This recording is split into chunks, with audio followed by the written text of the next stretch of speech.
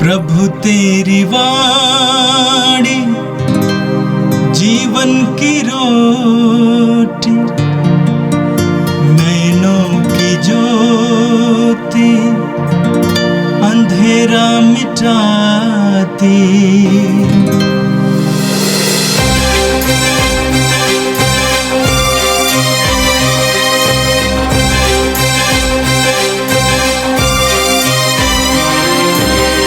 प्रभु तेरी वाणी जीवन की रोटी, नैनों की ज्योति अंधेरा मिटाती। प्रभु तेरी वाणी जीवन की रोटी, नैनों की ज्योति अंधेरा मिटाती। वाणी वाणी वाणी वाणी वाणी पवित्र है, शाश्वत है, जीवन का मन्ना है। 24 मार्च बुधवार। पहला पाठ नबी दानियल का ग्रंथ, अध्याय 3, पद संख्याएँ 14 से 20, 91, 92 और 95। नबूकदनेस्सर ने कहा, हे शद्रक, मेशक और अबेदनगो, क्या यह बात सच है कि तुम लोग ना तो मेरे देवताओं की सेवा करते और ना मेरे संस्थापित स्वर्ण मूर्ति की आराधना करते हो? क्या तुम लोग अब तुरही, वंशी, सितार, सारंगी, वीणा और सब प्रकार के वाद्यों की आवाज़ सुनते ही मेरी बनाई हुई मूर्ति को दंडवत कर उसकी आराधना करने तैयार हो?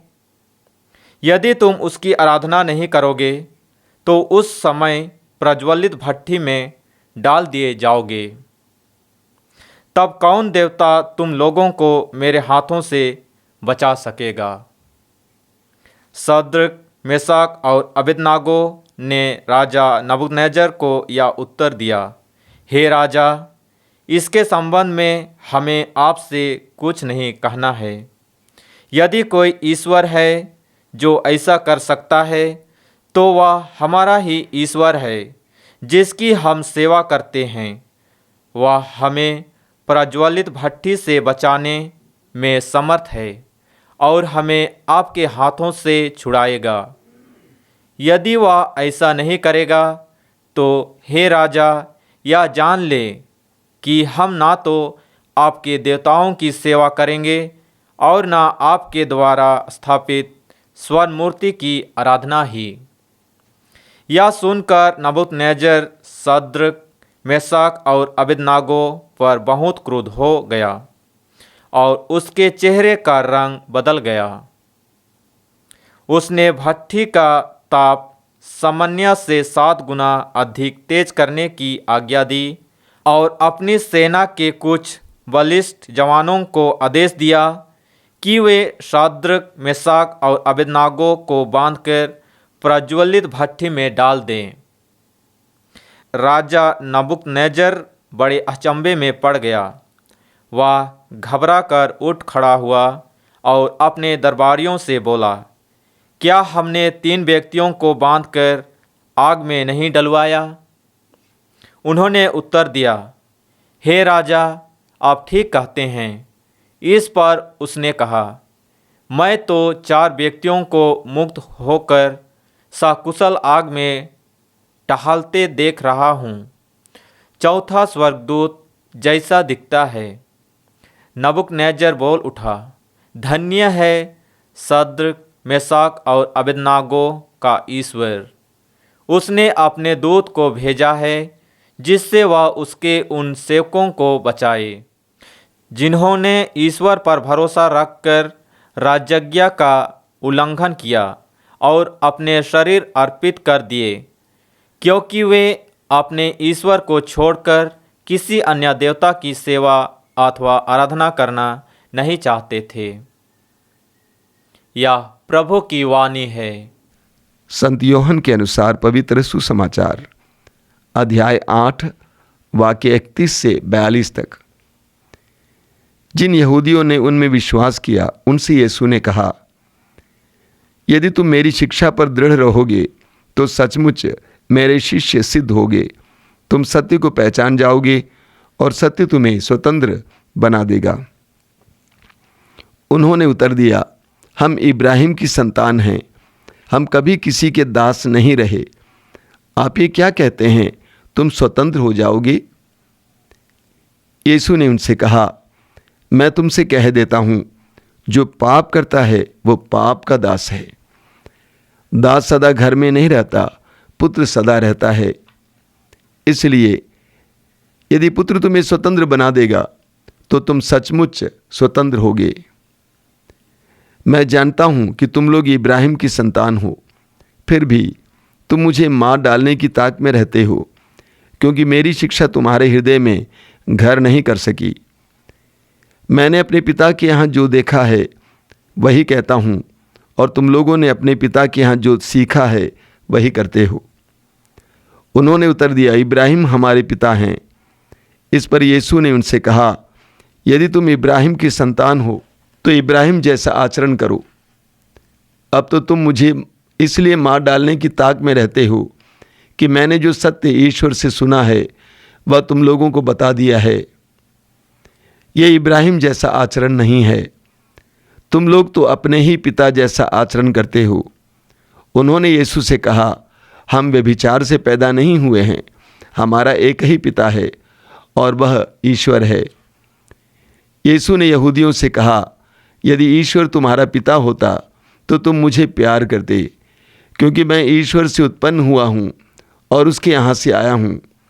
मैं अपनी इच्छा से नहीं आया हूँ, उसी ने मुझे भेजा है। ये प्रभु का दिव्य सुसमाचार है। ख्रिस्त प्रभु की जय।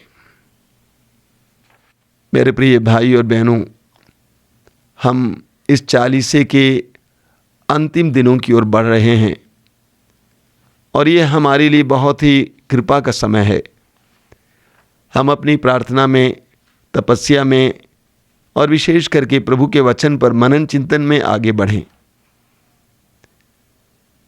लूकस के सुसमाचार की अध्याय 7 उसके वाक्य 50 में प्रभु यीशु कहते हैं, तुम्हारे विश्वास ने तुम्हारा उद्धार किया है। ये प्रभु ने उस नारी से कहा जो पाप में जीवन जी रही थी और प्रभु के पास आकर रो रो कर अपने पापों के लिए पश्चाताप किया था।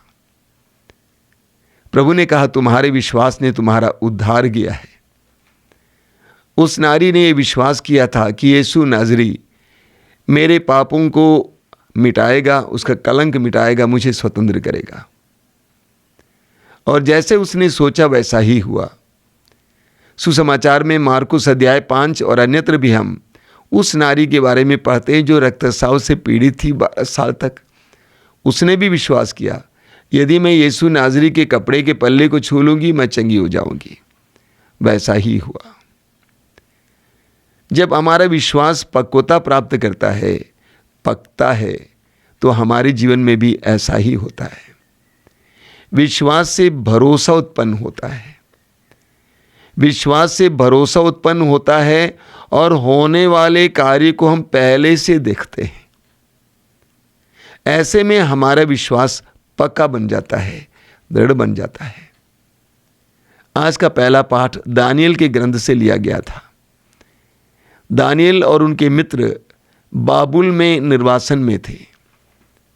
बाबुल में गुलाम बनाकर उनको और इस्राएल के कई अन्य लोगों को लाया गया था। राजा नेबुकदनेस्सर ने ऐसा किया।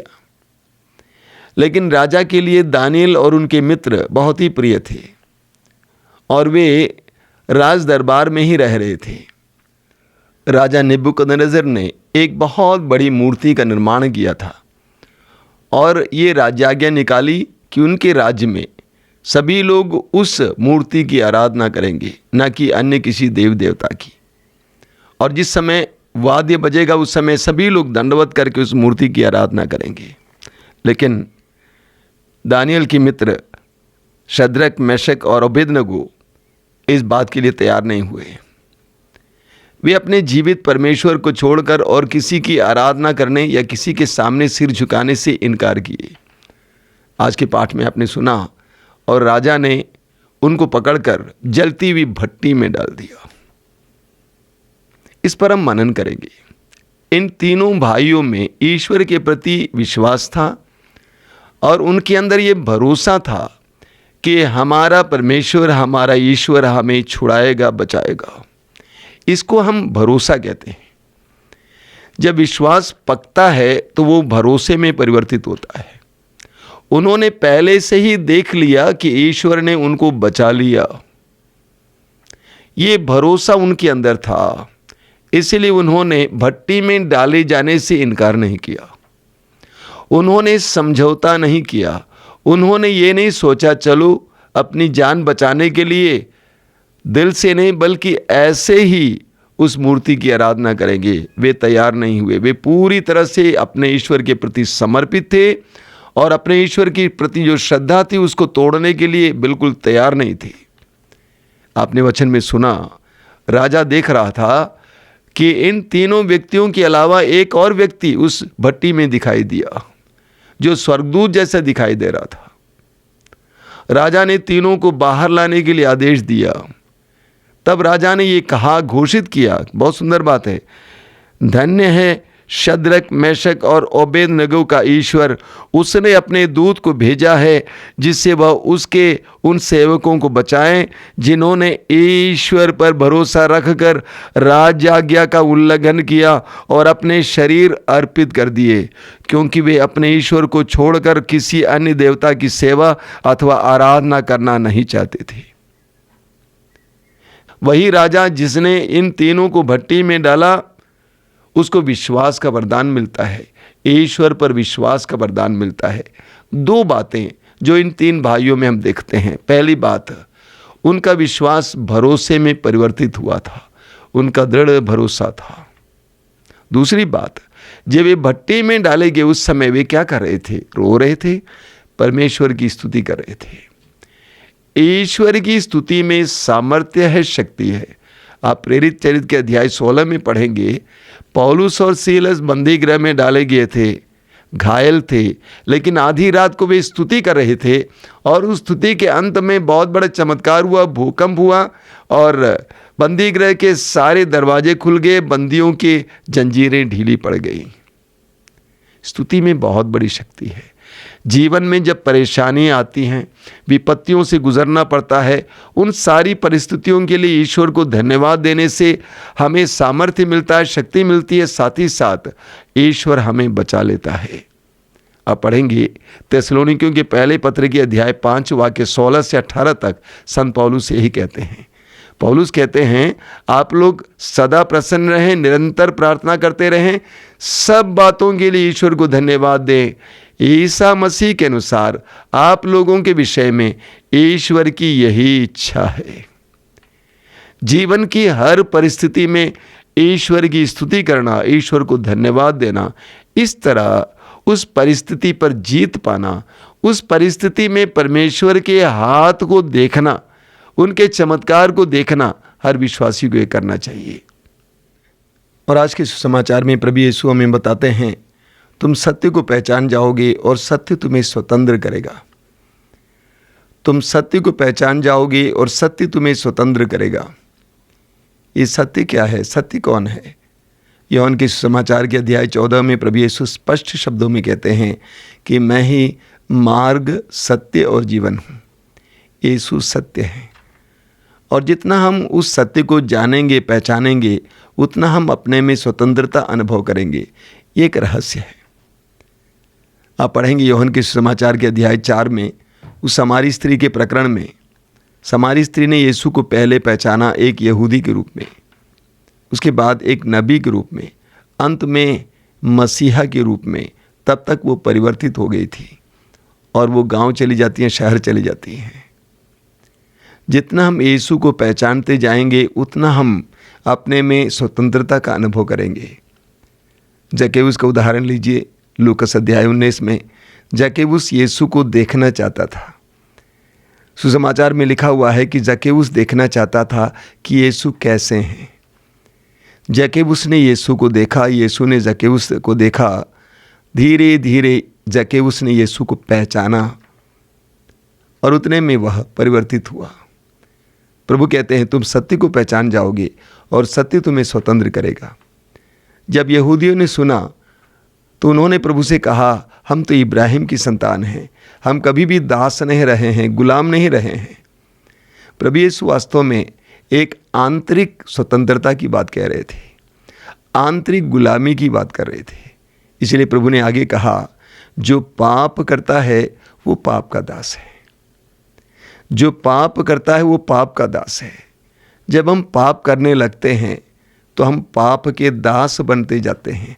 यही कारण है कई लोग विभिन्न प्रकार की बुरी आदतों के शिकार हैं, चाहते हुए भी वे उसमें से बाहर नहीं निकल पाते हैं, क्योंकि धीरे धीरे उस आदत या उस पाप के वे गुलाम बन गए हैं। जब हम पाप करने लगते हैं तो पाप हमें नियंत्रित करने लगता है। पाप उन स्थानों में हमें ले जाएगा जहां हम पाप करने के लिए मजबूर किए जाएंगे। आगे प्रभु यीशु कहते हैं, यदि पुत्र तुम्हें स्वतंत्र करेगा तो तुम सचमुच स्वतंत्र हो जाओगे। यीशु इस संसार में हमें स्वतंत्र करने आए। लूकास अध्याय 4 वाक्य 18 और 19 में प्रभु इसको घोषित करते हैं कि उनका अभिषेक हमें स्वतंत्र करने के लिए है। यीशु हमें विभिन्न प्रकार की बुराई के बंधनों से आज़ाद करने संसार में आए, न केवल हमारे पापों का दाग मिटाने के लिए, बल्कि हर प्रकार की बुराई के बंधन से हमें स्वतंत्र करने के लिए आए हैं। प्रभु यीशु ने अपने सार्वजनिक जीवन के समय हजारों लोगों को स्वतंत्र किया। उस समय से लेकर आज तक वही प्रभु हजारों नहीं करोड़ों लोगों को स्वतंत्र कर रहे हैं, विभिन्न प्रकार की बुरे बंधनों से, बुरी आत्माओं से, हर प्रकार के आंतरिक और आध्यात्मिक रोग से प्रभु यीशु हमें स्वतंत्र करते हैं। आइए हम प्रार्थना करें। हे प्रभु यीशु, तेरे इन पवित्र वचनों के लिए हम तुझे धन्यवाद देते हैं। हम इस समय घोषित करना चाहते हैं, अंगीकार करते हैं और घोषित करते हैं कि तू ही एकमात्र मुक्तिदाता है। बंधनों से, बुराई से, पाप से मुक्त करने वाला एकमात्र मुक्तिदाता। हे प्रभु यीशु, तेरे जन्म से पहले ही स्वर्गदूत गब्रियल ने यूसुफ से कहा था कि वह अपने लोगों को उनके पापों से मुक्त करेगा। आज हम संसार भर में विभिन्न प्रकार के बंधनों में फंसे लोगों को, विभिन्न प्रकार की बुराई के शिकार लोगों को तेरे सामने लाते हैं। उनके लिए प्रार्थना करते हैं, उन पर दया कर, उन बंधनों से आज़ाद कर, तेरे पास आने, तुझे पहचानने और इस प्रकार बंधनों से आज़ादी प्राप्त करने के लिए उन्हें कृपा प्रदान कर। हे प्रभु यीशु, इन वचनों को सुनने वाले मेरे भाई बहनों को आशीर्वाद प्रदान कर। प्रतिदिन तेरे पवित्र वचनों को सुनते सुनते उनके जीवन में तेरी कृपाएं बरसती रहें। आज जहाँ कहीं भी वे जाएं वहाँ पे तेरा सानिध्य उन्हें प्राप्त हो। हर प्रकार के बंधन से, बुराई के हर प्रकार के फंदे से उन्हें बचा के रख। प्रभु यीशु, सुरक्षा देना, हर प्रकार की विपत्ति से, छिपी हुई विपत्तियों से सुरक्षा देना। हमारी प्रार्थना को ग्रहण कर, आमीन।